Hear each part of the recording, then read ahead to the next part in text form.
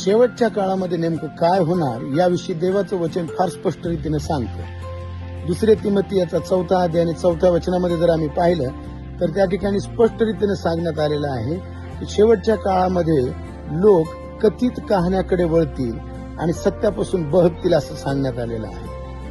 हे या दिवसामध्ये घडत आहे.